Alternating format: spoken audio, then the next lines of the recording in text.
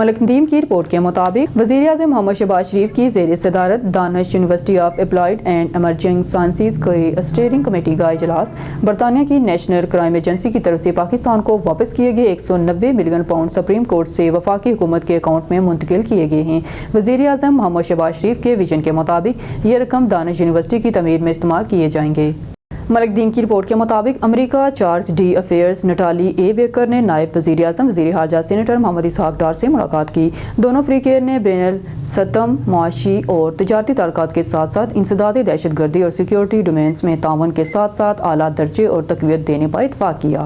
ملک them کی report کے مطابق نیدرلینڈ میں پاکستان کے سفیر نامزد سید حیدر شاہ نے نائب وزیر اعظم وزیر خارجہ سینیٹر محمد اسحاق ڈار سے الوداعی کال کی۔ اسے اپنے نئے اسائنمنٹ میں کامیابی کی خواہش کرتے ہوئے ڈی پی ایف ایم نے ان سے کہا کہ وہ دونوں ممالک خاص طور پر معاشی ڈومین میں دو طرفہ تعلقات کو مزید مضبوط بنائیں۔ اس نے اے ایم بی کو بھی مشورہ دیا نیدرلینڈ میں پاکستانی رہائشیوں کو کونسلر خدمات اور دیگر امداد کی فراہمی میں آسانی کے لیے نامزد کریں۔